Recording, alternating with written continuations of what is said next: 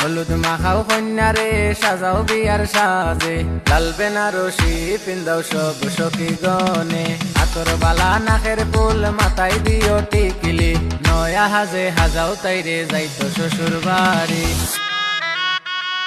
হলুদ মাখাও কন্যারে সাজাও বিয়ার সাজে, লাল বেনারসি। রাস্তা দিয়ে মাল যায় না তোমার বোনের মতো আরেকটা ভাইয়ের কলিজার টুকরা বোন যায়।